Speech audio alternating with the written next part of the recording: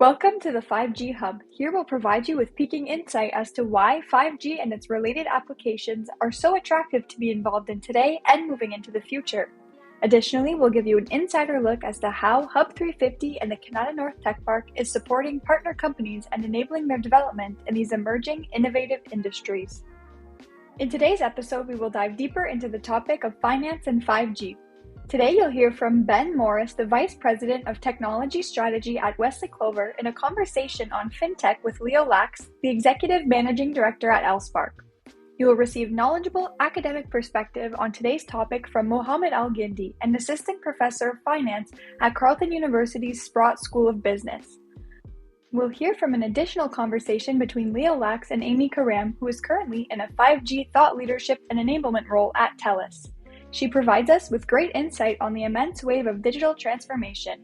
Additionally, to conclude this amazing mini-series, we'll hear from Jamie Petton, the President and Executive Director of the Canada North Business Association and founder of Hub 350, and receive her perspective on Canada's largest tech park's future. Stay tuned! We hope you enjoyed today's episode of the 5G Hub, a podcast brought to you by Hub 350. Hi everyone, my name is Julia Frame, Director of Partnerships here at Hub 350. Hub 350 is the gateway to Canada's largest technology park, powered by the Canada North Business Association. Hub 350 is an ecosystem for industry, academia, and investment partners to collaborate and innovate in the heart of Canada North. With over 540 companies who collectively employ over 33,000 workers, KNBA has a long history in telecommunications and is home to several industry giants like Ciena, Ericsson, and Nokia. The Hub excels in areas such as autonomous vehicles, artificial intelligence, and IoT, aiming to create a 5G connected community. My name is Drayden, and I'm here today with my colleague Daria. Hi, it's Daria. Looking forward to this conversation. We are interns from Carleton University partnering with KNBA and Hub 350 to conduct investigative market research and create insightful content that we are so excited to share with you, KNBA's amazing community of innovators, leaders, and industry professionals. In our last episode, we spoke about healthcare and 5G. We had the chance to draw from two amazing conversations, one between Leo Lax and Ben Morris, as well as a second great chat between Leo and Amy Karam. They gave us their perspectives on health tech and the amazing applications coming to life thanks to this amazing field. We also drew upon our chats with Kevin Halland and Bruce Ford, two highly knowledgeable health tech industry experts who are developing amazing innovations with their companies right here in the Canada North Tech Park. This episode was my personal favorite, so definitely go have a listen. Let's start off today's chat by giving our listeners a rundown on what FinTech is. FinTech refers to the integration of technology into offerings by financial service companies in order to improve their use and delivery to consumers. It primarily works by unbundling offerings by such firms and creating new markets for them. We first saw this concept introduced with digital payments and credit cards and the famous introduction of PayPal in the late 90s that altered how individuals interact with money and spending. In more recent years, we have been seeing really cool use cases and different applications come to life and be used by general public. We've got great insight from our guests coming up that will shine further light on what FinTech has to offer today and moving into the future. I'm really looking forward to seeing the industry continue to develop. There are really cool innovations happening, and many of which 5G connectivity plays a significant role in success of these developments. Let's continue on this interesting topic by listening in on the continuation of the conversation between Leo Lax, the Executive Managing Director at Elspark, and Ben Morris, the Vice President of Technology Strategy at Wesley Clover, and their insightful perspective on FinTech.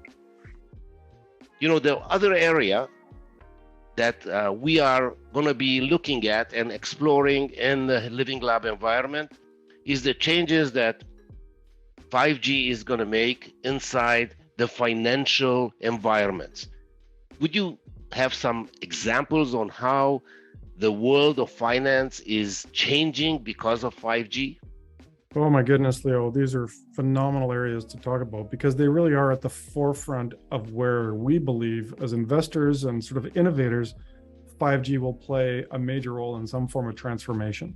So a couple, quick examples where I think the world is going to go with 5G. So we've all, become very used to paying with our credit cards or debit cards at some sort of payment gateway terminal. You tap your card, you pin in, if you're in Canada, there's all sorts of ways to, complete that financial transaction depending on where you are. What a lot of people don't realize is that the transaction time between when you tap your card and that whole process to make sure that you've got funds in the account, that you're credit worthy, that you've paid your bills on time and all that sort of stuff, that takes time. And that information is traveling across a network and touching a variety of databases to make sure that, the transaction should be completed and approved or declined.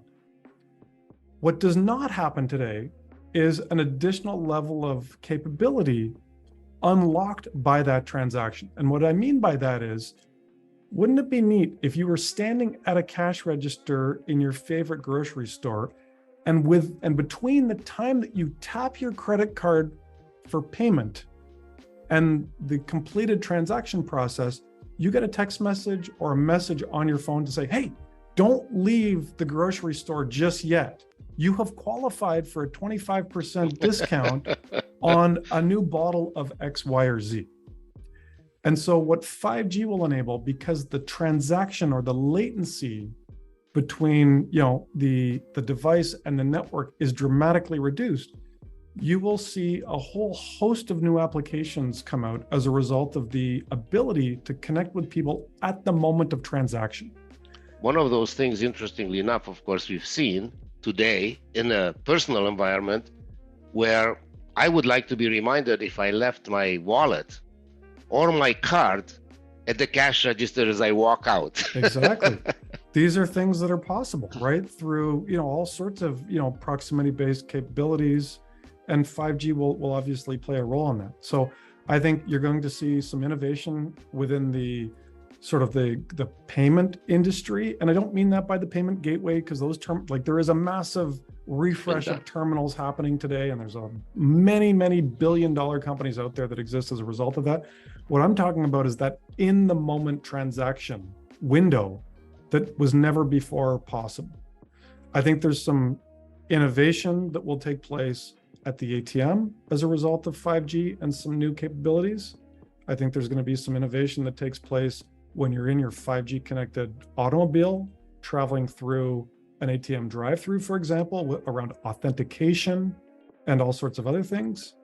Look, we could go on and on and on here, Leo. There's a lot one of those interesting things. I'm looking forward to the time where I'm walking around Canada in this living lab, and some of these applications are something that I personally, or my vehicle, or my company is actually going to be able to transact. So with that, let me thank you for the time you spent with us. Looking forward to hearing more from you and seeing you around Canada every day. Thank you, Leo. And again, great opportunity and very excited about what the future holds. Ben touched on a lot of very interesting topics during that conversation. I'd love to highlight some of the things that stood out to me. The idea of players across industries being able to reach consumers at the exact moment of purchase or consumption of their product is seriously something groundbreaking. Yes, exactly. And drawing on the marketing side of things, this possibility will be able to build and solidify relationships between companies and their consumers through these instantaneous connections that will occur. Then I think it's going to become more of a race to see how consumers are being reached by industry players. Will it be through their financial transaction applications or third-party applications? What types of incentives will be offered right away? Are they going to be able to redeem them instantaneously as well, solely through their company or partner companies? This small concept really does create so much room for opportunity, starting with simply individuals' financial transactions and instant 5G connectivity. Definitely. This will have a major impact to consumer behavior across markets. Yeah, so moving ahead to our next interviewee, we had the incredible chance to chat with Mohammed Al-Gindi, Associate Finance Professor at Carleton University's Sprott School of Business.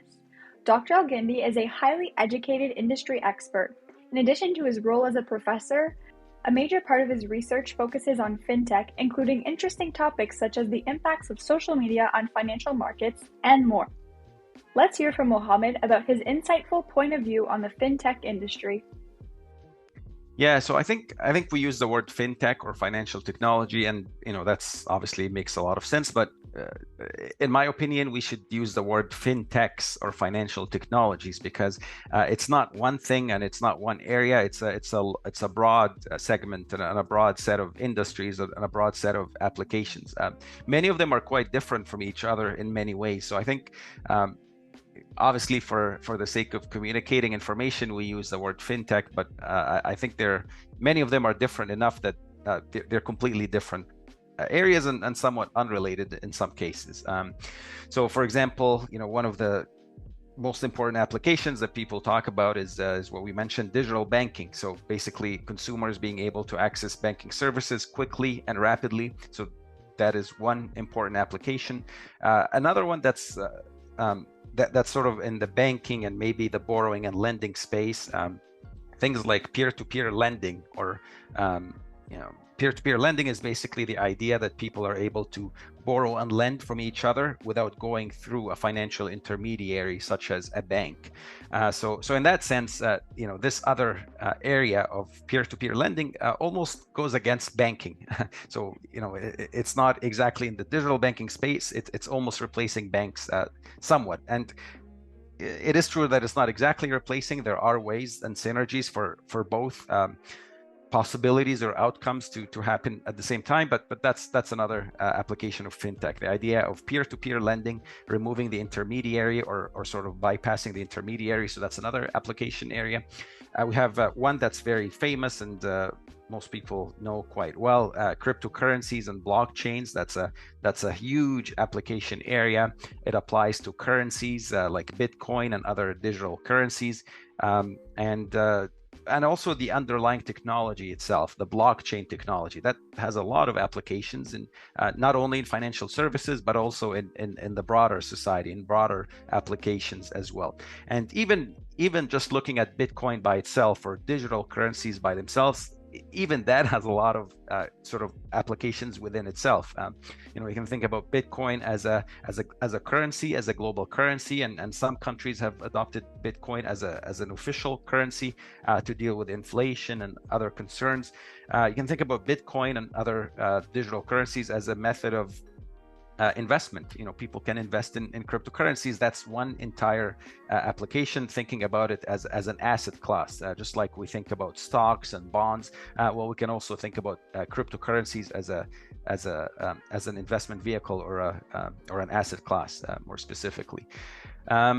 So that's a whole other area to study within fintech. There's also crowdfunding and crowd financing, which these ideas are sort of dealing with some difficulties or problems in financial markets. So crowdfunding allows people to raise money for their projects and their new ventures and ideas and so on.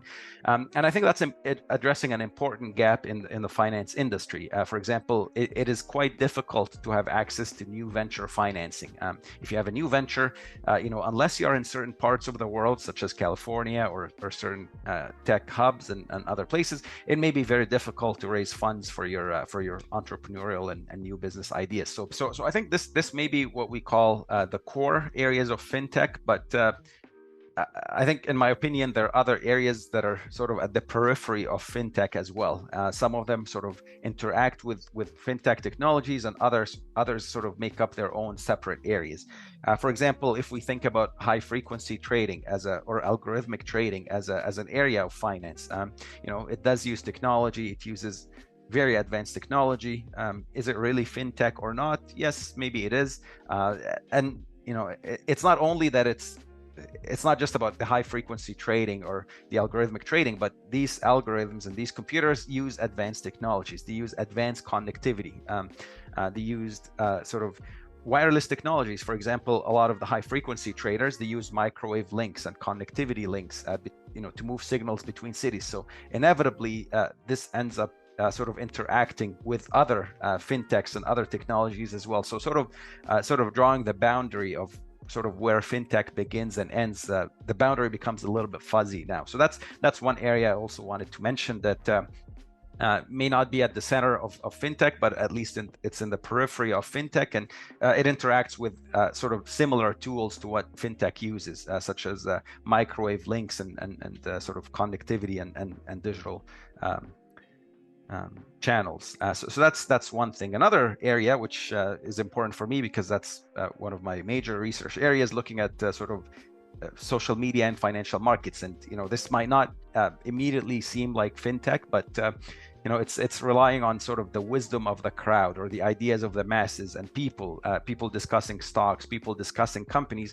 Well, we can learn about these things sort of not by individual tweets necessarily, but sort of by aggregating hundreds of millions of information from so many different people with so many different opinions. And in doing so, we harness this wisdom of the crowd that allow us to sort of make inferences about the economy and predictions about the economy as well. And in addition to the fact that something like social media or Twitter is technology itself, but when people have easier access to this technology, when with 5G technology, it sort of becomes even easier to communicate and easier to sort of participate in these technologies, which makes sort of the aggregate product sort of much better than it would be with in a world with weaker connectivity or sort of slower digital and connection speeds.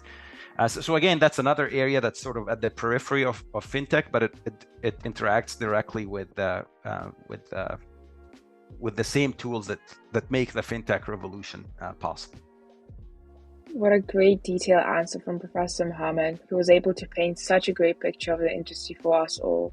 He also dove more into how he foresees 5G connectivity benefiting the finance technologies industry. Yeah, so I think digital technology is sort of at the backbone of the fintech or the fintech revolution. So one important assumption or sort of the important sort of prerequisite to all of this is having fast connectivity and high-speed connectivity to all these kinds of applications, and 5G is exactly going in that direction. It's it's allowing for greater speed, it's allowing for greater bandwidth, sort of quicker access to information and retrieval of information, and so on. So I think it's important towards sort of the evolution of fintech, sort of continuing to the next level, or making it more accessible or sort of easier to use, just by sort of trying to not eliminate, but try to minimize delays that are based on the technology itself. So just making access faster and easier, that will definitely advance fintech. And as we said, it's not only one industry, but it's a whole bunch of different areas as well. Great insight on the 5G advantage in fintech. Next up, we asked Dr. Al-Gindi to let us know how he foresees individuals managing their finances and making their day-to-day transactions in the next 20 years. He mentions a quite interesting concept such as a robo-wealth management advising.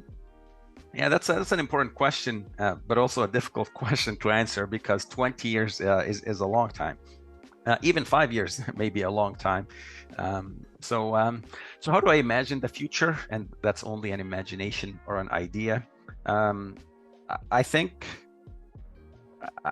at that point, digital technologies and fintech will be much more prominent than it already is. I think we're moving in that direction. In my opinion, it's quite inevitable because it's more efficient. It's easier and it's more efficient, and obviously very cost efficient, and also speed and access for multiple people that wouldn't normally have access to these services. So thinking about the area of wealth management, for example, which we didn't talk about very much already. So people managing their investment portfolios and managing their retirement portfolios.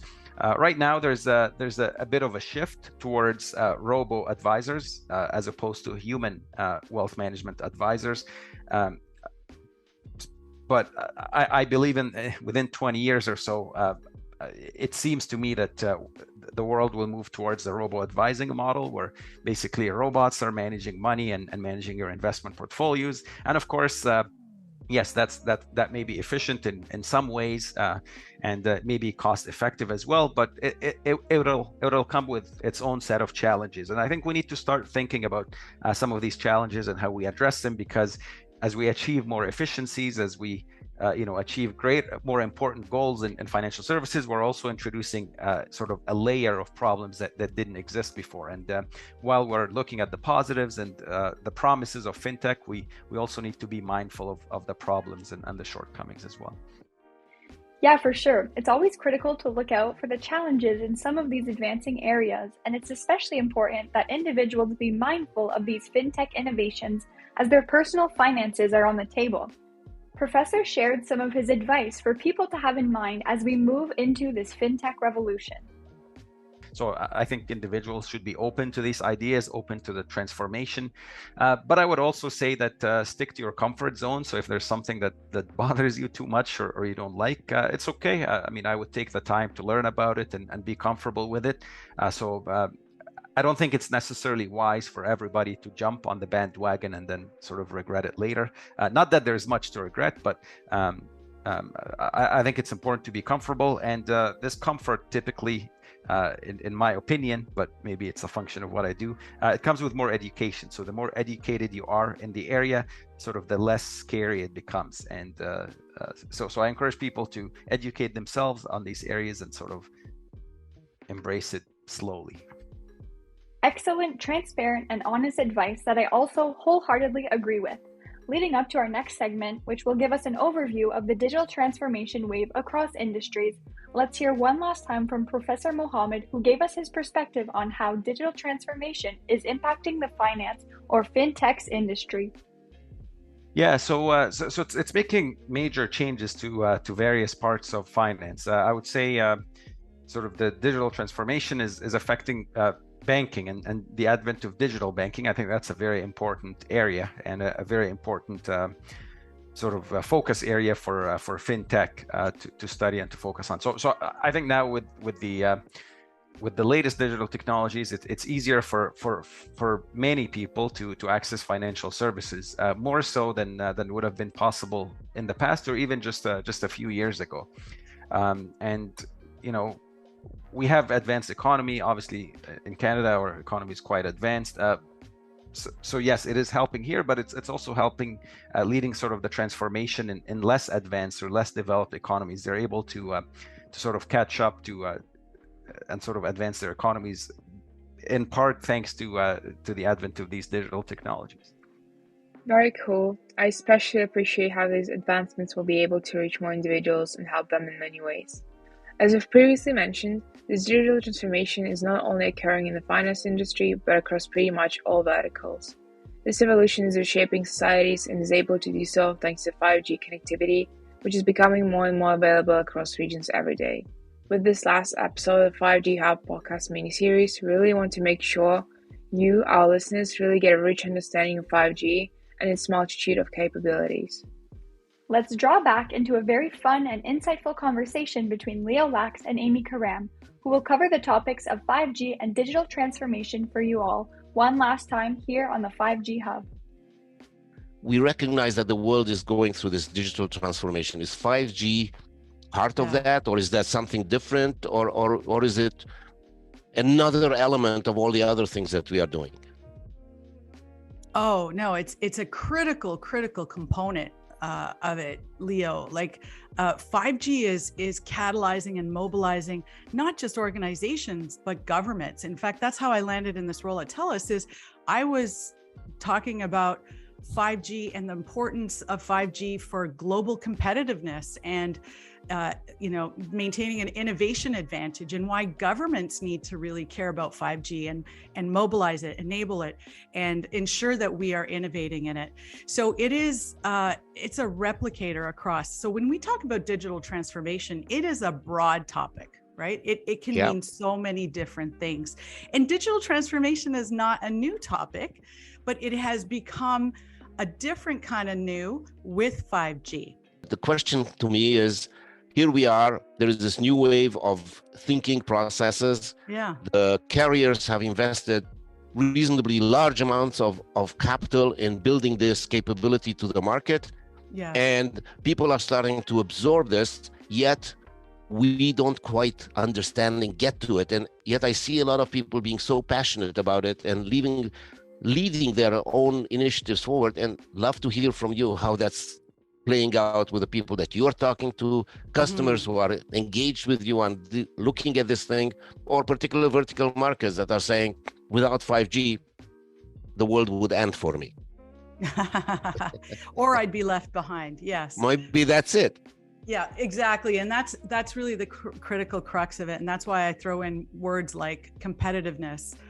Because yes, that's really the catalyst. So transformation, the digital transformation will really start where the customer is at. And it's going to differ by vertical, by organization, where they are in their life cycle in terms of technology adoption. So let's take a look at some of the use cases that 5G will mobilize as a part of this digital transformation. So and you talk about the excitement, but let me just reiterate just so people can get the context, right? So why is there excitement? It's 10 times faster speeds of 4G, 50 times faster than Wi-Fi, and higher capacity, this incredible higher capacity enables this ultra low latency communication. And this ultimately, right, moves us into use cases that are, 5G leapfrogs us into this new dimension of digital transformation.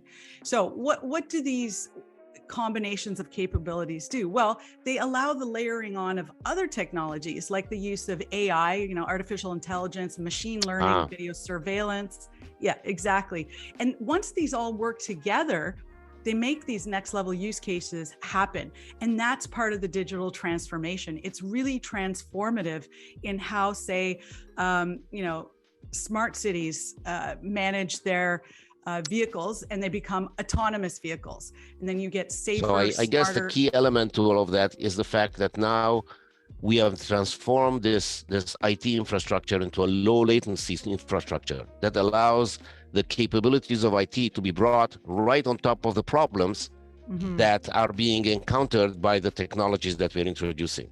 This low latency stuff, I guess is that one of those key elements? Yes, and thanks for bringing me back to that. This would probably be like one of the killer capabilities of 5G. People look for a killer app, but ultra low latency enables also that reliability. But let's break this down into layman's terms. What is this low latency term about? It's really about the delay. How long does it take the communication to happen from the user device through the network and back out to the other end, right? And so today, and we see this still today sometimes, right? Like when you see that pause or the circular motion or, establishing connectivity, you cannot afford to have that when you're doing a remote surgery, which is one of these famous 5G use cases that we're talking about. Now, ultra low latency is really saying the amount of time that it takes for this delay or this, for this communication to happen, the delay is imperceptible by humans. Okay, you cannot even tell. You're not going to be seeing that winding circle on your network, right? Or that. So even though you would be far away from the machine that you're controlling, you would be, in a sense, through this capability, be like you are right there and controlling this machine directly yourself. Exactly. And I love this one analogy. It's like imagining a bumblebee flapping its wings. The latency or the delay that we are aiming towards is the delay, like just one flap of a bumblebee's wing. So Can you even imagine seeing that? I cannot. Okay.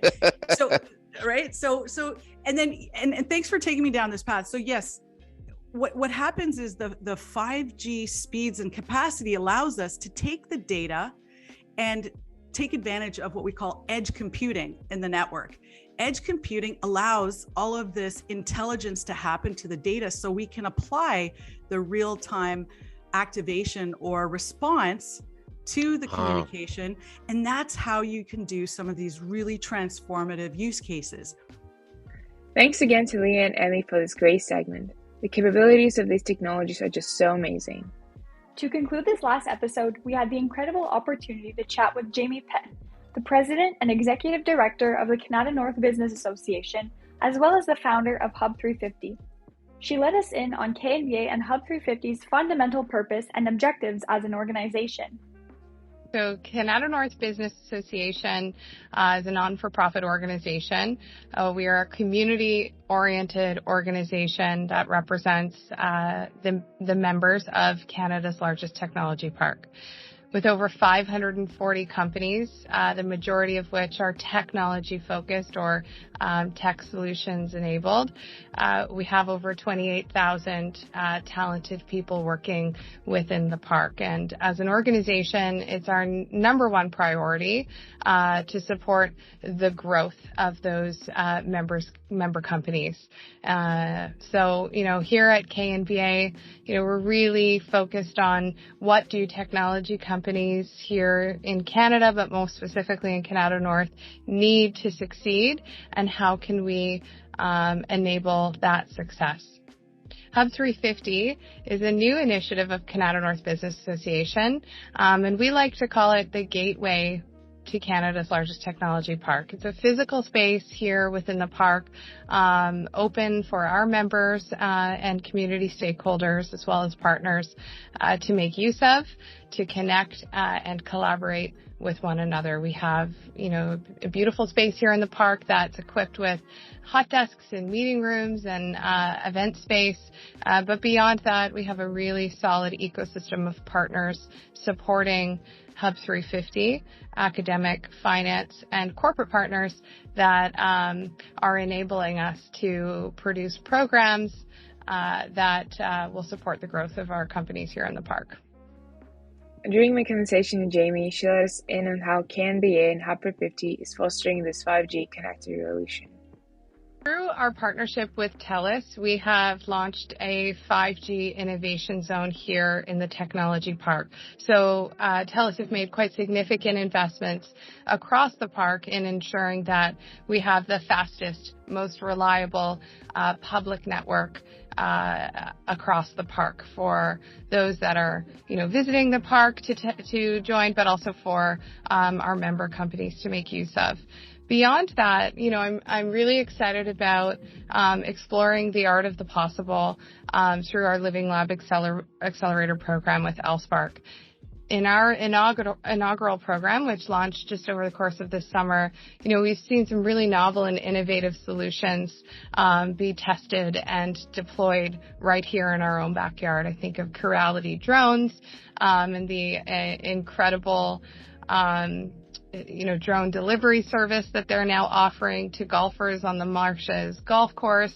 And this is kind of the full circle moment that we are aiming to create, in that we have our, universities and academic institutions fostering incredible talent, working on really novel, innovative solutions, entrepreneurs who want to bring these solutions out to market and into the world, and a world of possibility, industries that are eager to be early adopters of this new technology. The Marshes golf course being an example of that. KNBA and Hub 350 are here to connect the dots and ensure that students in our academic institutions, entrepreneurs with really novel solutions, are able to connect with the market and be really effective in how they deploy these really cool technologies. Finally, we got to hear from Jamie about how she imagines KNBA and Hub 350 in the near future.